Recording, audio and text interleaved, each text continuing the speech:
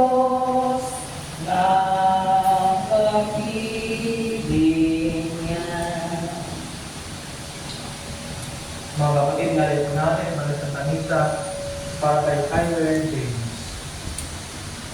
Sa ngalan ng Anak at ng Espiritu Santo, Amen. sumayo ang Panginoon. At sumayin. Mga kapatid, halina't manawagan kay Kristo upang ang ating kapatid na Imaw ay pagkaluan niya ng awat kanina. Panginoon, tawaan mo kami. Panginoon, kaawaan mo kami. Kristo, tawaan mo kami. Kristo, kaawaan mo kami. Panginoon, tawaan mo kami. Panginoon, kaawaan mo kami. Tawaan ng Panginoon itong bilis ng ating kapatid na Imaw. Katawayan ka ng mga kasalanan at patubayan siya sa buhay na walang hanggan. Amen. Manalangin tayo. Ang manaming mga pangyarihan, ikaw ang kaawin at magpatawad kailanman. Kaming lumuluhog para kay Kyler James na iyong ginawag upang iyong makapiling, papuntahan sa kanyang pag-asa at pananampalataya, mayanin naman siya sa kanyang talagang bayan at magkamit sa sigayang pagpapakailanman. Pamagitan niya sa Kristo, kasama ng Espiritu Santo sa walang hanggan. Amen. Paupo ang lahat.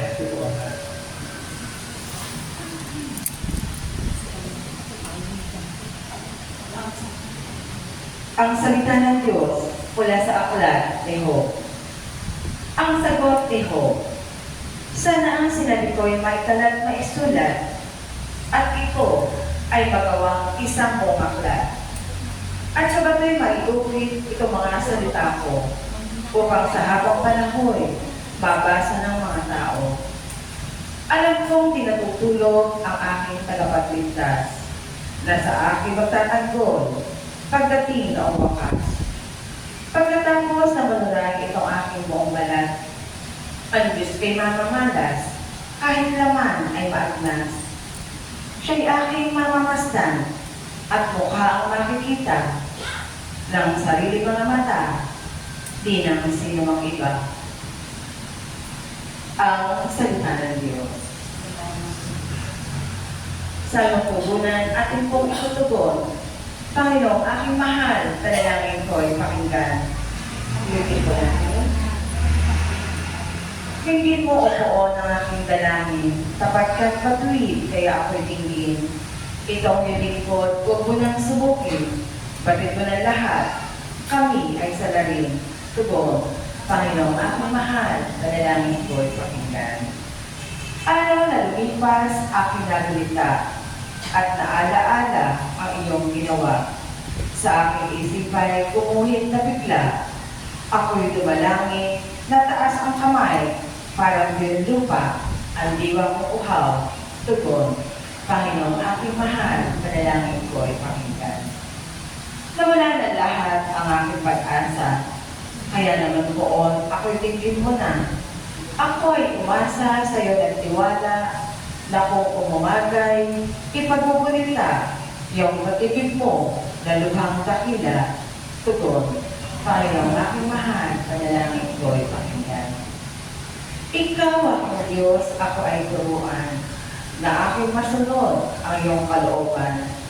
Ang Espiritu mo'y maging aking taklaw sa aking paglakad sa ligtas na daan.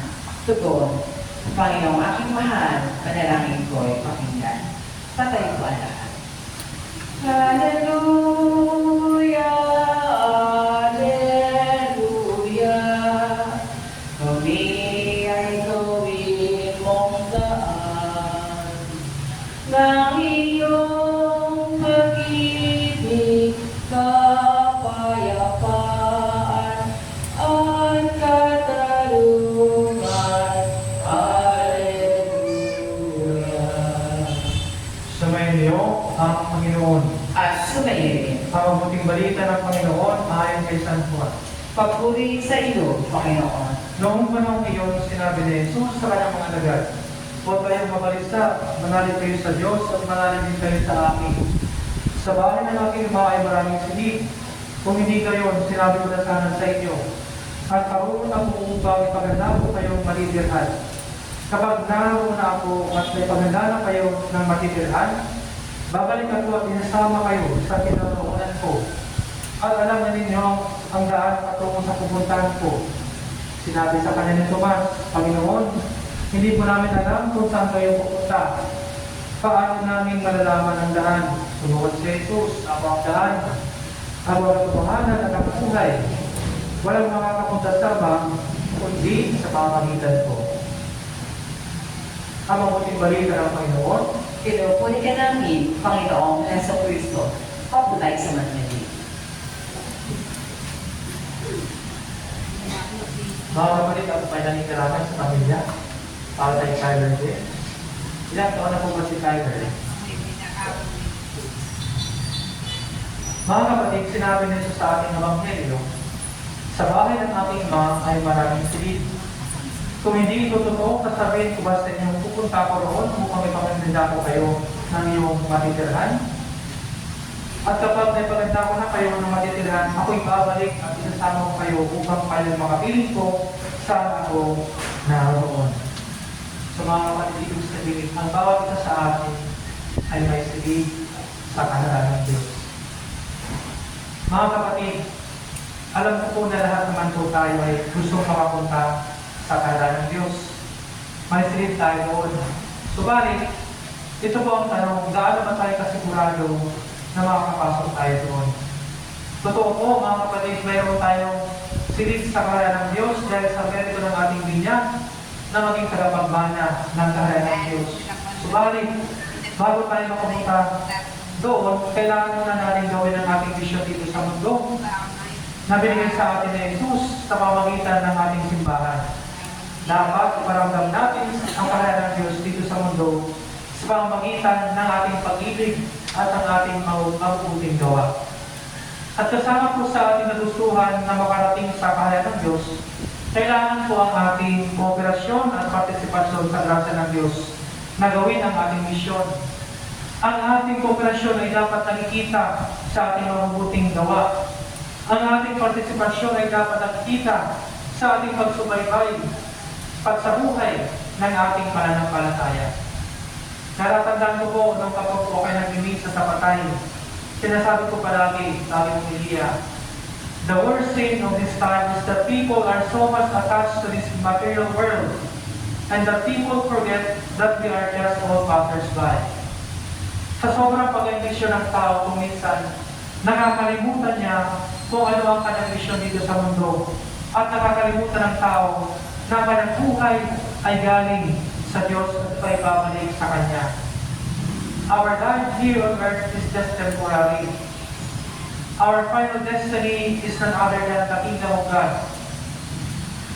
This is the promise of Jesus to prepare a place in the kingdom of His Father, in our Father in heaven. Mga kapatid, mayroon po mga taong inaakala na ang langit ay isang lugar katulad halimbawa ng Boracay.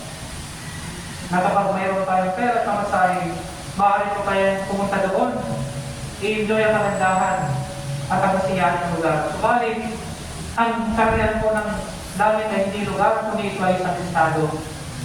Ito ay isang estado kung saan ang tao ay nasa presensya ng Diyos. Ito ay isang estado kung saan ang isang tao ay maligaya, kontento sa buhay, tahimik ang buhay, na mabuhay sa pag-ibig ng Diyos at iba pa.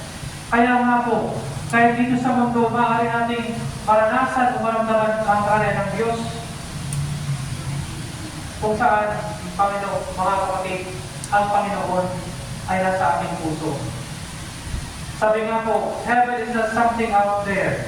Heaven is within us if we remain and live in God's love.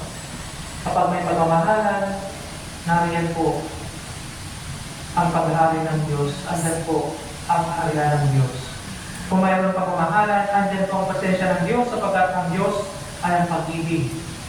Kung mayroon pagmamahalan, katahimikan at kaligayahan, andyan po ang kaharian ng Diyos.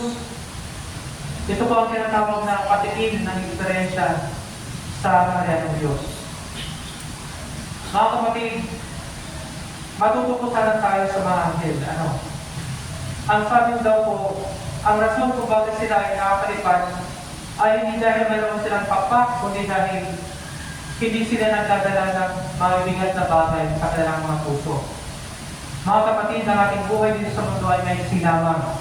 Kaya maganda na pag-aani natin ang ating buhay dito sa mundo. Ang mga bagay na nakakapabigat sa ating puso, kagaya ng sama ng loob, ng kalungkutan, ng hinanakit, lahat po yan ay isuratan natin sa Panginoon. Huwag na natin patulan ang mga negative na dumarating sa ating buhay. Mag-focus po tayo sa Panginoon. O angels, mga kapatid, let us learn from the angels. Angels can fly not so much because they have wings, but because they carry no burden. Lahat po tayo ay gusto makarating sa langit. Subalit, kailangan natin gawin ang utos ng ating Panginoon. Kailangan natin dalhin ang magandang balita, ang kaligtasan at mayroong langit na naghihintay sa atin dahil sa ating mabuting gawa sa tulong ng grasya ng Panginoon. At siyempre mga kapatid, para makapunta din tayo sa Panginoon, iwan natin yung mga burden sa ating puso. Palayain natin ating sarili sa kalungkutan. At ilagay natin sa Panginoon ang ating kamay, lalo na ang buhay ng ating kapatid na ibaw. Sapagkat ang taong namatay kay Kristo, lalo na po kapag ito ay nabinyagan, hindi po siya kakalimutan ng Panginoon. Amen? So mga kapatid, pareho natin ating sarili. Hinahanda po ba natin ang ating sarili para makarating tayo sa kaharian ng Diyos? Magsitayo po tayo. Mga kapatid, halina't manalangin na buong panalangin sa Diyos sa mga kapangyarihan. Binuhay niyang muli ang anak niyang si Kristo upang maging pagkabuhay ng lahat ng tao. Ang ating itutugon sa mga kapangyarihan, kami iyong kaawaan. Ulitin po natin. Ang mga makapangyarihan, kami iyong kaawaan. Noong pinyagan ng ating kapatid na si Carler James, sa kanya'y pinulang binhi ng buhay na walang hanggan. Naway umani ito na pagkabuhay sa piling ng mga banal sa kalangitan. Dalangin natin siya sa poong may kapal. Ang mga makapangyarihan, kami iyong kaawaan. Ang lahat ng namatay na umaasang muling mabubuhay ay malubig na ang tanggapin ng Diyos sa piling niya sa kalangitan. Idalangin natin sila sa poong may kapal. Ang mga makapangyarihan, kami iyong kaawaan.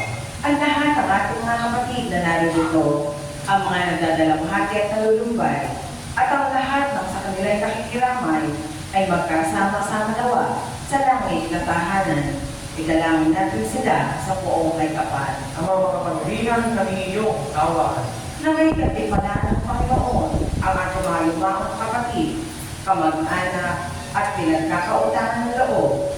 Idalangin natin sila sa poong may kapal. Ang mga makapangyarihan, kami iyong kaawaan.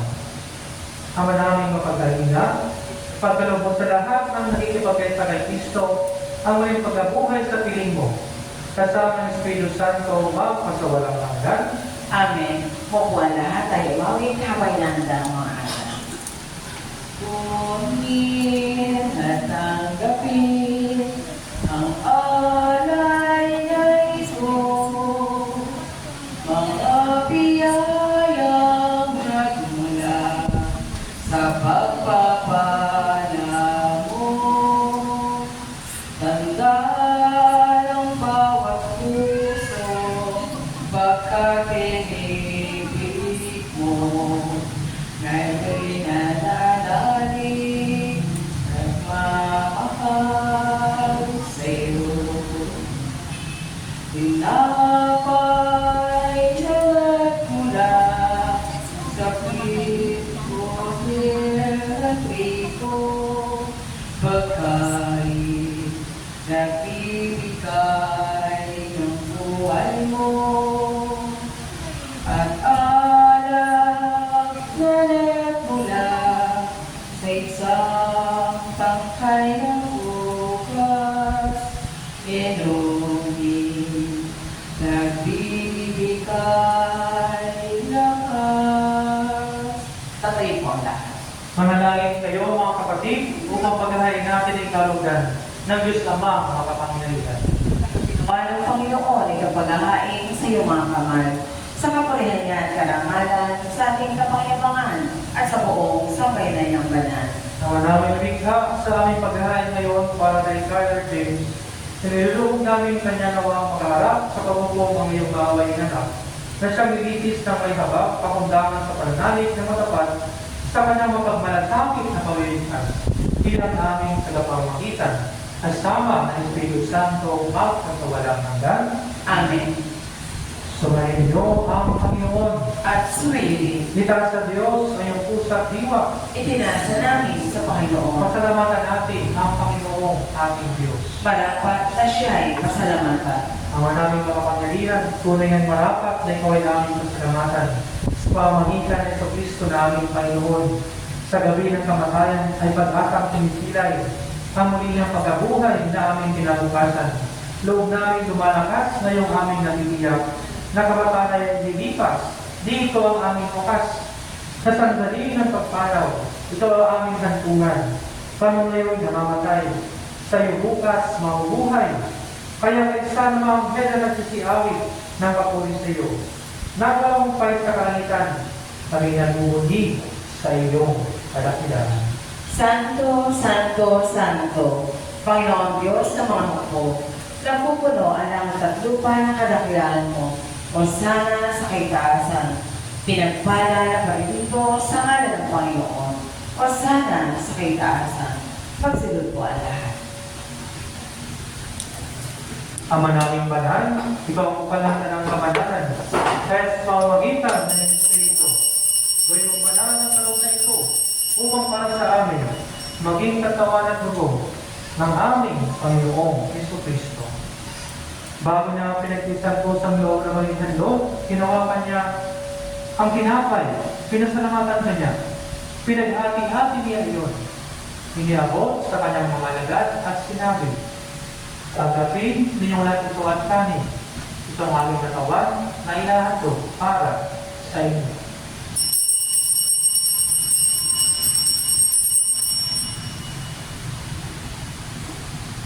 Gayun din naman, kung matapos ang napunan, ginawa kanyang kalis. Muli kanyang pinasalamatan. Inabot niya ang kalis sa kanyang mga alagad at sinabi, "Tanggapin ninyong lahat ito at inumin. Ito ang kalis ng aking dugo. Nang bago at wala na ng tipan, ang aking dugo na ibubuhos para sa inyo at para sa lahat, sa ikapagpapatawad ng mga kasalanan. Gawin ninyo ito sa pag-alaala sa akin."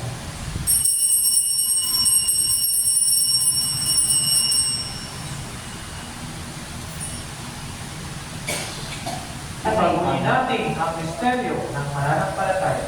Si Kristo'y namatay, si Kristo'y nabuhay, si Kristo ay babalik sa wakas ng panahon. Ama, ginagawa namin ngayon ang pag-alaala sa pagkamatay at may pagkabuhay ng iyong anak. Kaya tinalay namin sa iyo ang tinapay na nagbibigay buhay at ang kalis na nagkakaloob ng kaligtasan. Kami nagpapasalamat dahil kami iyong minarapat na tumayo sa harap mo para maglingkod sa iyo.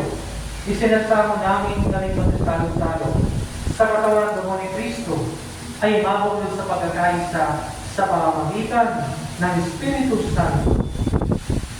Ama, ingapin mo ang simbahang naganap sa buong daigdig. Puspusin mo kami sa pag-ibig kay San Francisco naming Papa at ni Jelis na aming Obispo at ng Salang Kaparian. Alalahanin mo si Carl James sa tinawag ko mula sa daigdig na ito nung siya'y binyagan. Siya'y nakaisa ni Kristo sa pagkamatay. Ngayon siya'y pumanaw. Naway makaisa siya ni Kristo sa pagkabuhay. Alalahanin mo rin ang mga kapatid namin nahinlan na may pag-asang sila'y muling mabubuhay. Ngayon din ang lahat ng mga pumanaw. Tawaan mo sila at patuloyin sa iyong kaliwanagan. Tawaan mo at pagindapatin kaming lahat na makasalo sa iyong buhay na walang wakas. Kahit saan ang mahalaga ng Maria na ina ng Diyos, kaysa ang mga apostol at ang lahat ng mga banal na namuhay dito sa daigdig na kalugod sa iyo, may pag-iwang naman namin ang pagpupuri sa ikararan mo sa pamamagitan ng iyong anak, naming Panginoong Jesucristo. Sa pamamagitan ni Kristo, kasama niya sa Kanya, ang lahat ng parangal at kapuri sa iyo, Diyos na mga makapangyarihan, kasama ng Espiritu Santo, magpasawalang hanggan. Amen.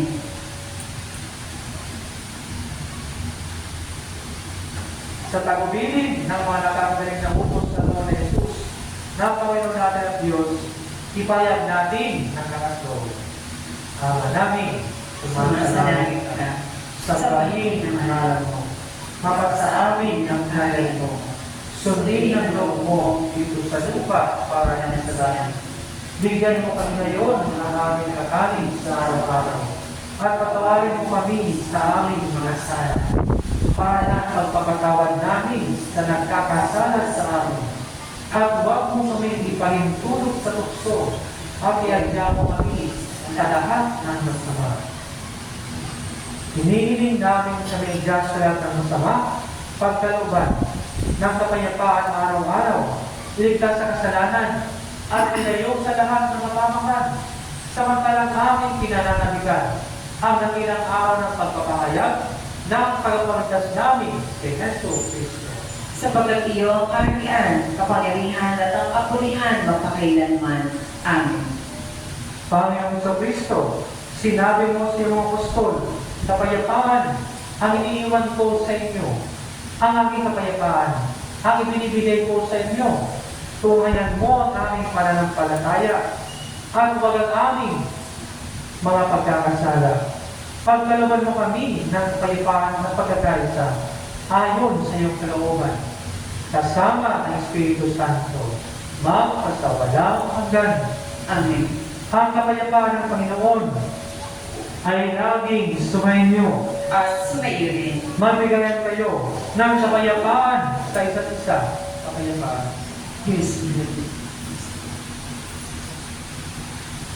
Cordero ng Diyos, sa nag-aalis sa mga kasalanan ng sanlibutan, maawa ka sa amin. Cordero ng Diyos, sa nag-aalis sa mga kasalanan ng sanlibutan, maawa ka sa amin.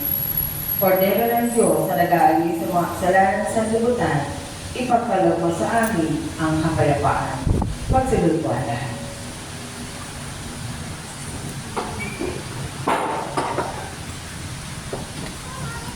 Ito ang Cordero ng Diyos, ito nag-aalis ng mga kasalanan ng sanlibutan. Mapalad ang mga inaanayahan sa kanyang piling. Panginoon, hindi ako karapat-dapat magpatuloy sa iyo. Ngunit sa isang salita mo lamang ay gagaling na ako.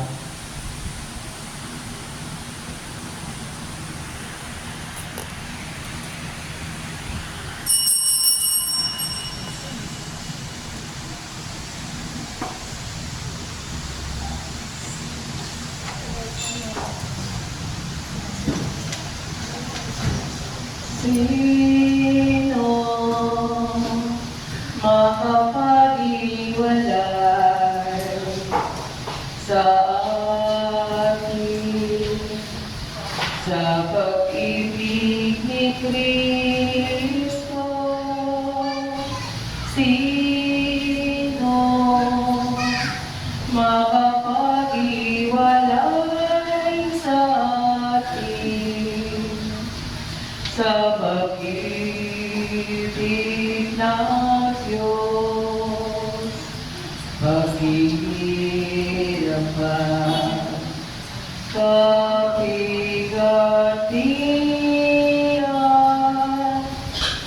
pag-usig o gulo o tabang, at kahit na ang kamatayan, walang makapag-iwalay sa atin sa pag-ibig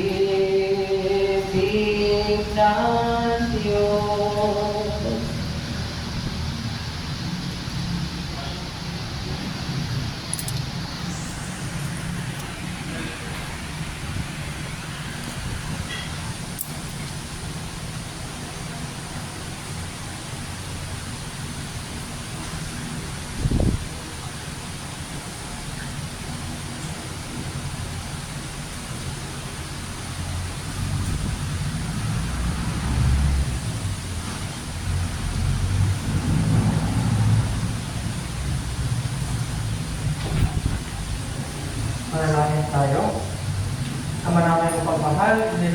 iyong anak sa amin ang pabawang pagkatalo sa banal na piling.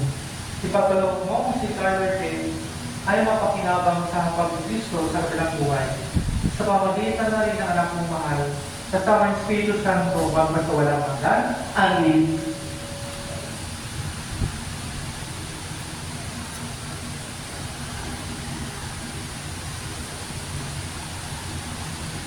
Mga kapatid, bago natin ating parinantungan si Tyler James, pag-ukulan natin siya ng kanyang pamamahalan. Ipayag natin ang ating pagmamahal sa Kanya, tanggapin natin ang kalawang sa kalooban, ang Kanyang pagpanaw. At umasa tayo makita-kitang muli sa piling ni Jesus, doon ay wala ng dusa, kalungkutan at kamatayan. Kundi ang mga mayani ay lubos sa ligaya at buhay na walang hanggan. Mga banal, tanang nasa kalangitan, halin kayo at samahan. Ang hiliw namin pumanaw sa piling ng poong mahal. Si Kristo ang mag-aakay sa kandungan ni Abraham upang doon ay kumilay. Ang hiliw namin pumanaw sa piling ng poong mahal. Sa ilaw na walang hanggan, kapayapaan, kaya may pagkabigay ng may kapal. Ang hiliw namin pumanaw sa piling ng poong mahal.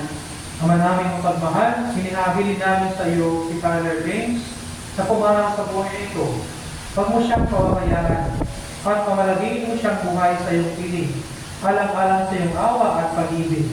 Patawarin mo na sana ang kanyang mga pagkukulang at ang mga pagkakasala, dala ng kanyang kahinaan. Manatili naman siyang maligaya sa iyong piling, kasama na yung anak ng Espiritu Santo, magpakawalang hanggan. Amen. Paalam sa iyo, kapatid na pumanaw, kapasapiling ka nawa ng tunay kapal, ang pagpapalan ng Diyos sa gawin mo, sa ngalan ng Ama at ng Anak at ng Espiritu Santo. Amen. Sa paraiso, makikita muli tayo, samahan ka ng mga santo. Kahit na may nauna, tayo rin ay magsasama. Upang marami tayo ligaya, sa piling ng Diyos Ama. Amen.